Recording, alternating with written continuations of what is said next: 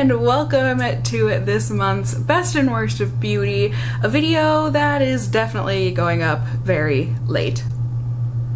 I'm so sorry. It's been a roller coaster of a ride. I think, well, not I think, it definitely has been a roller coaster of a ride of emotions this past month of July, but I mean, even when I'm filming this, it's already August. Things are starting to get better, I'm glad, but I did a whole video, a get ready with me video, kind of explaining all of that to you guys.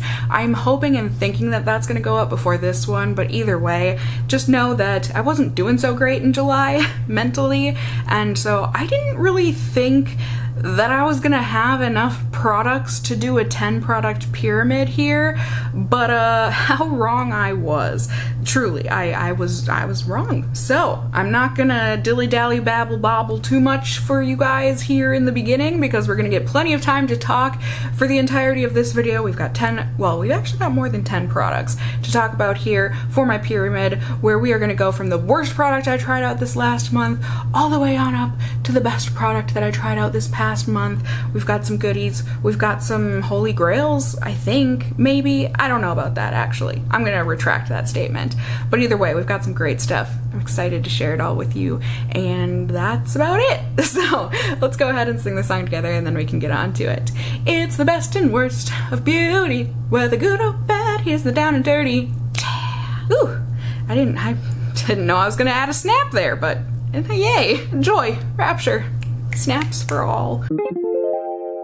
So, first product here, bottom of the pyramid. This pains me, my friends, because I like this brand a lot. I really do. But Milk Makeup did screw up with this product right here. And I only say that because, well, not only because of my experience, but it's backed up by the fact that this has horrible reviews online. And I think it's because it sucks.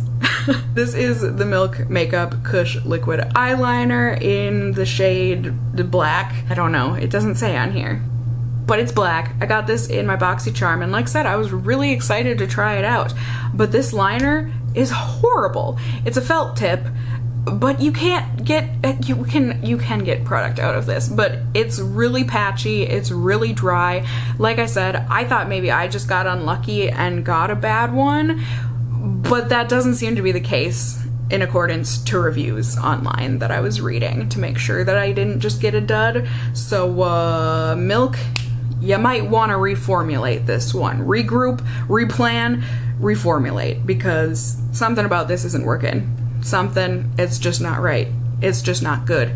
Although, I will say, the amount that I was able to get on in my BoxyCharm video, it did last all day and didn't budge. Not that I can remember, so that's good. Maybe just figure out the packaging. Maybe it's not meant to be felt tip.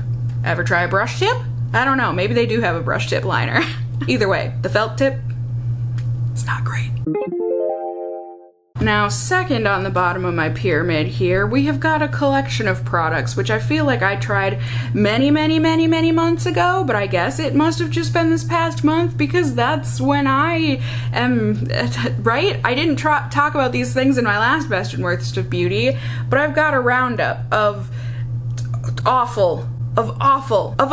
These are just awful. Not only am I describing them as an adjective, awful, I can't speak. But these are just awful in general. Hey Cassie, what are these products? Awful. Why? What's wrong with them? They're awful. It works, okay, in my brain. But yeah, I tried out a bunch of stuff from Burt's Bees, and most of it was awful. It just really was not good. So I don't know if I got just bad batches or what, but a lot of y'all in the comments said the same thing. I had no idea that apparently Burt is not the owner anymore. Who was it? Clorox or someone had taken over the Burt's Bees line, and that's when their products went to poop. What the heck? Why? Why?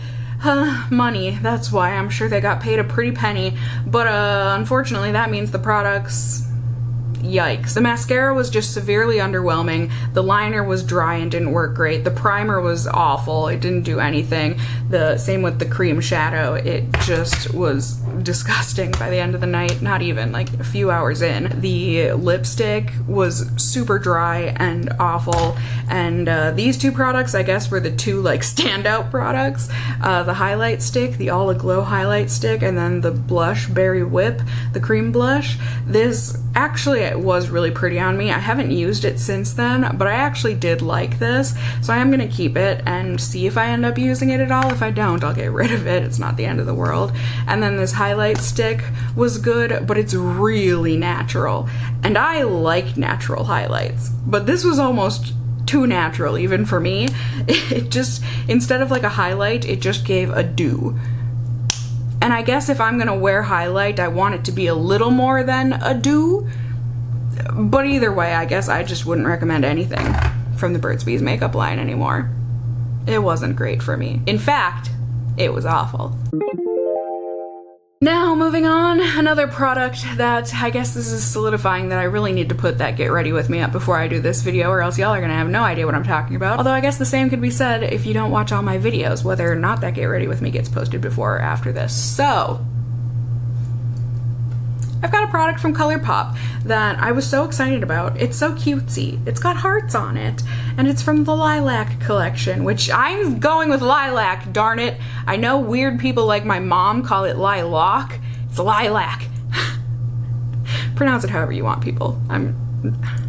I'm joking here, but it is lilac. This Luxe lip oil they sent to me, and I was excited to try it. I was a little scared because this color could look dead on me, but it actually worked out just fine. It felt really moisturizing and hydrating on the lips. It was pretty delightful to have on, quite honestly.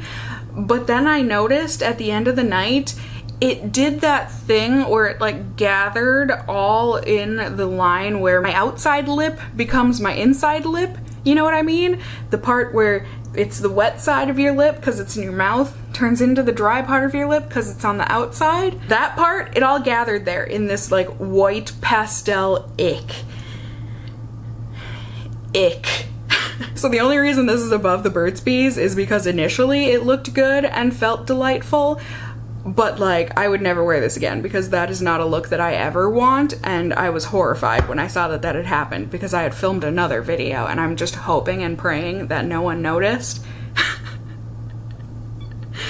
But we'll see, whatever, it's not the end of the world. Moving on.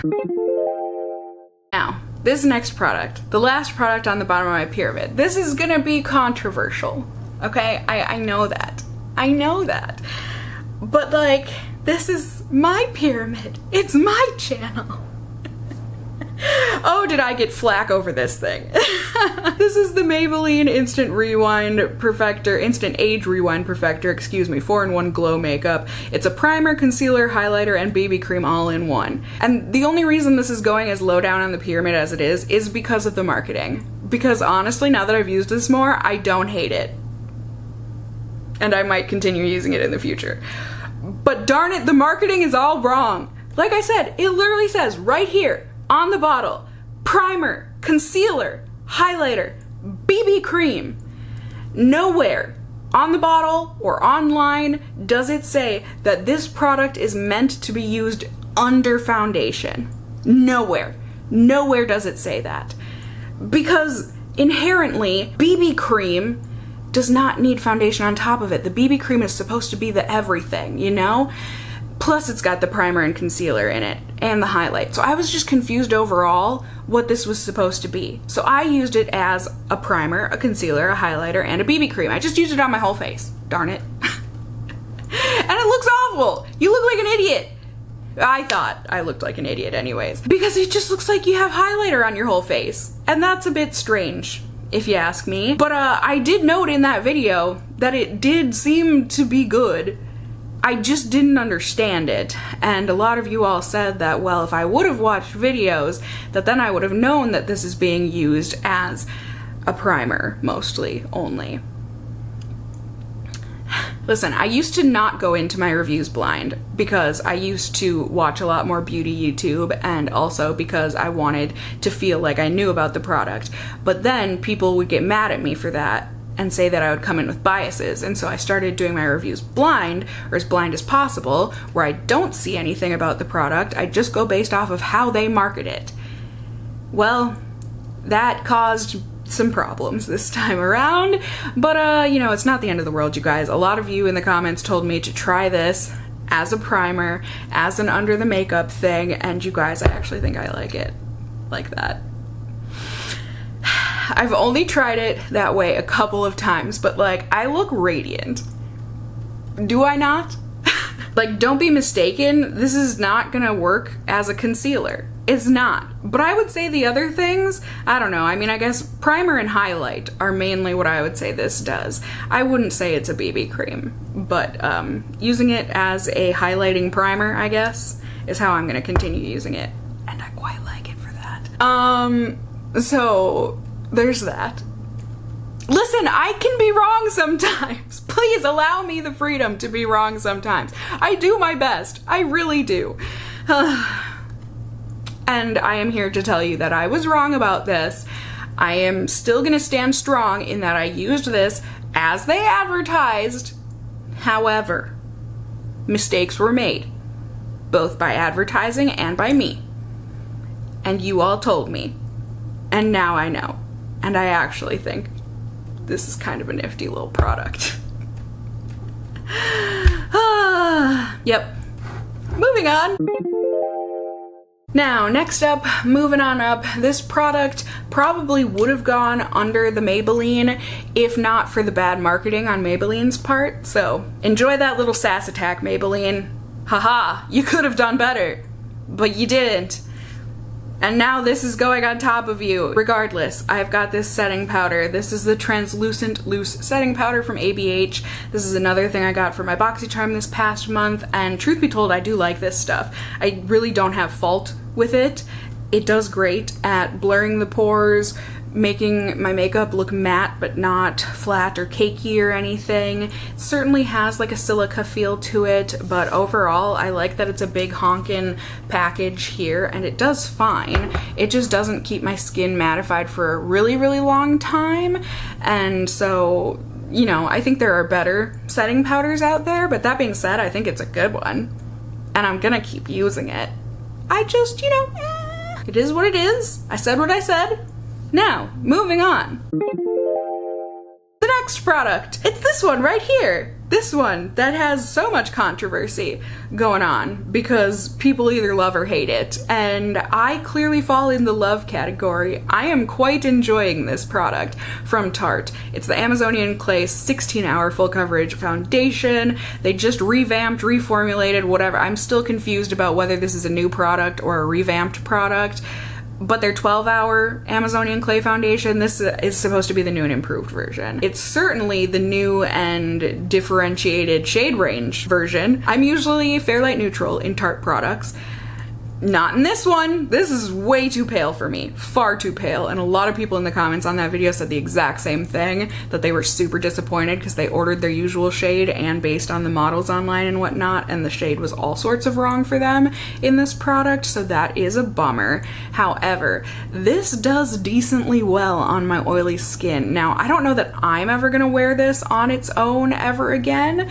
It's a bit heavy looking for my taste, and I don't mind a super full coverage foundation. I mean, today especially I needed help, but I like it to look a little bit more natural than this does, but it does wear well. It looks better with wear throughout the day. I think you need to have oily skin for this to work. A lot of people in the comments said that if you have dry skin, this is all sorts of disgusting. It clings to dry patches and just looks really bad. But if you have oily skin like me, it might be worth a try, especially if you're looking for something. I mean, this might be, I think they sell mini versions of this, Tarte does. They do that with a lot of their products, so I would hope they do it with this as well. I would maybe suggest getting a mini version just to try, especially because, for me anyways, I'm only going to be using this as a mix-in the future, but I love this as a mix-in for things where I want a little bit more coverage. This doesn't mess with the formula of the other foundations I've tried it with. I've tried it with 3 different foundations now, and it works beautifully as a mix-in to amp up the coverage, and just overall it does really, really great for that on my skin. So I'm really liking it, but you know, because I'm only using it as a mix-in and whatnot, and there were the hiccups involved, can't put it at the top of my pyramid, but like, shoot, I think it looks nice. Now next up here, a couple of products that I'm sure I would have mentioned at some point in my kind of recent eyeshadow declutter video. I had some palettes that I've had for a long time and I just hadn't tried them out because product overload. I had too much other stuff, and I finally forced myself to use these, and oh my gosh, you guys, I am so mad that I waited as long as I did.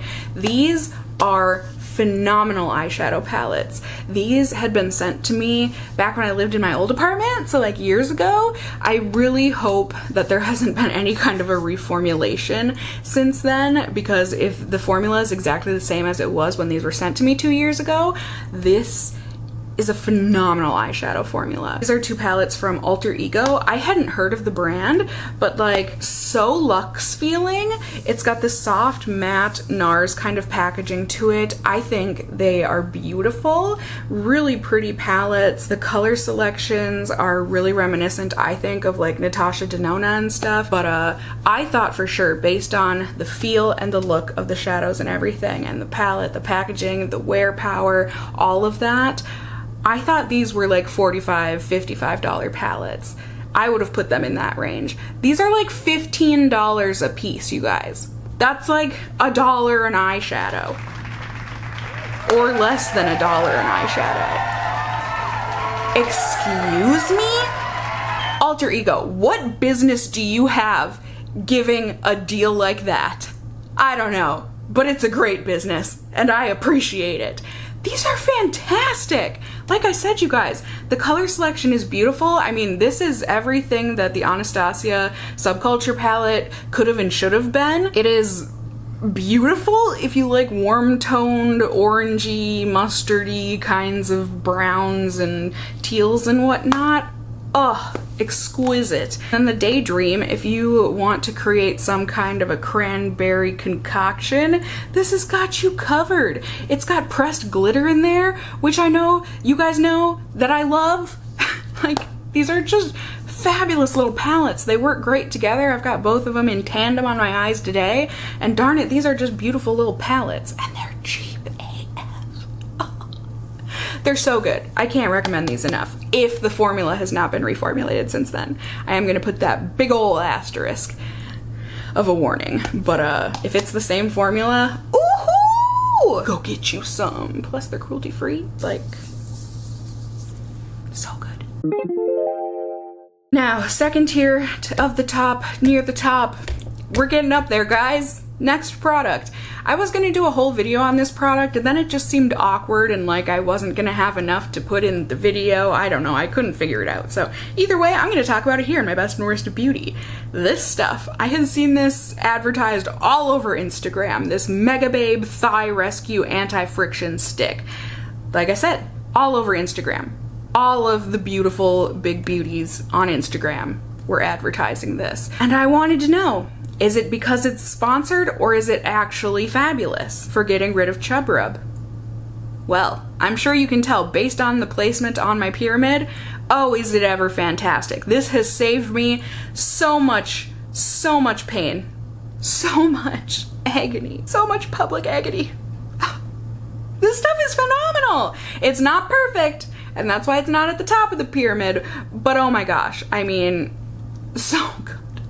I don't know that anything can beat this. I need to try more. Usually I just use surely it's not Monistat. Isn't that something about pregnancy? I don't know. I have a tube of like the stuff that people were using as a primer for a long time. That stuff I was using for on my inner thighs. But now I've got the Mega Babe, and I like this so much better. It's just easier to apply. It's like a deodorant stick. You just rub a dub in between where you tend to chafe. It smells really good. Kind of like a, I don't know, like a citrus, I guess, but not like the fruit of a citrus, but like the rind of a citrus, yeah? So it's got a bit of that like more bitter adult scent to it. than like a fruity citrus in the children's aisle. Does that matter or make it? I don't know. I'm just trying to give you a good description of the scent, okay? But like, it's really great. It's got aloe, pomegranate, and grapeseed oil, so it has that slip to it, but it doesn't feel oily, it doesn't feel greasy. It is just perfect. You can just feel your thighs doing everything that evolution hasn't done for us as a species. It's great. The reason that I say this isn't perfect is purely because it doesn't last a long time. If you're out on like a 2 or 3 hour walk, you're gonna need to reapply this. Like I said, I don't know if there's anything that lasts longer than this. I haven't tried out enough products in this type of a category before, but it's easy enough to just have in your purse or whatever. I mean, it's a little big to have in your purse. It's a little awkward to be like, oh, excuse me, friend that I'm out on a hike with, let me just slap my leg up on this log here and rub-a-dub in between near my private bits, and then we can be back on our way, hiking along. Friendship goals, yes. It's really not that big of a deal, but like, you do have to reapply this. That's the only thing. Otherwise, this stuff is pretty much perfection. I love it. Now next up is the scent that I have been wearing this past, I would say almost 2 months now. I have been loving this past summer. It has just been perfect for the summer, I guess, and what I've been feeling. My only downside of it is that it's strong. You have to be so careful with this. This is the Tocca, is that how you pronounce it? I always thought it was supposed to be Tocca because it's Italian, but then someone told me in the comments that no, that's not what the double C does, so Tocca, is that right? And this is the Florence scent. I obviously just have a little mini baby sample that I got as a deluxe from Sephora at some point or another, but I had one of these bottles of perfume from a long time ago. God, undergrad? I still have it. Was it Graziella, I think is the name of it? And I really, really liked that one. So I figured I would try out this Florence since it was being offered. I mean, it's free, like what, it's not gonna hurt me to smell something. So I gave it a whiff and I was like, ooh, potential. Because like I said, it is strong. Maybe it's better in an actual spritzy bottle, but like this is potent. I have to be so careful. Like, I can't even do a full dab of this. I usually just do whatever the residual is around the lid, and just that little bit, tap tap, is good for both wrists, behind the ears. You have on perfume, you're good. But if you do just that little tiny bit, I smell delicious. It's so pure. It is a very pure white floral to me anyways. It's got a very slight dewy kind of a powder underlying scent. The base notes, is that what it is? Regardless, it's really a pure white floral and it's really pretty. It's just really feminine and really pretty and really pure, and I really like it when I don't use too much of it. One day I had it where I did too much. Especially because the longevity of it is real good. Like, you're still gonna be smelling powerful in like 6-7 hours. Sure are. Then it'll start to fade, but until then you're stuck with it, so enjoy to the best of your ability anyways. And now, top of the pyramid here, we made it, my friends, yay! And we have a product that, ooh! I'm so glad I picked this up on a complete whim at Target one day because I had been looking for my new favorite lip mask. I needed something to replace the old Bite Beauty one because they reformulated it and I don't like it as much anymore. So I'm looking for a replacement. And so I tried this, and oh, is it close, you guys. I would say this is 90 to 95% almost a dupe. This is the Winky Lux Muru Butter Lip Sleeping Mask. This is good stuff, you guys. If you don't mind me saying. This is some good shit. It smells fabulous. Just like a buttercreamy vanilla, but it's pretty light, honestly. It's a light scent, and it goes away after you rub it in, for sure. It's a lip sleeping mask. You put it on before you go to bed, and this stuff, it is plush, it is hydrating, it does the things that you need it to do. Darn it. It really does. It keeps your lips hydrated all night. That's the only like 5 to 10% difference, is that it does hydrate your lips all night, but what I really liked about the old Bite formula is that in the morning it was just as thick and plush on my lips as when I put it on before going to sleep. This stuff has definitely like sunk in and gone away for the most part, but it's still there residually, which I like. But if you don't care about this, I mean, you should just try that out because it's going to be perfection. I'm pretty sure. Like I said, it does a great job at hydrating the lips. It feels good, it smells good, and it looks good too. I really like this little, I mean, it's just, what a pretty cap. Yeah? I don't know. I like it. So there you have it, my friends. Yay! That was the video for today. That was my best and worst of beauty for the month of July 2021. My apologies for the delay. I hope it was worth the wait, and I hope you enjoyed the video, seeing the products, and all of that good stuff. Certainly, as always, let me know in the comments down below, A, if you've tried out any of these products and do you feel the same or differently as me, and then B, also, let me know what your best and worst of beauty was this past month. I love hearing from you guys and getting recommendations that way.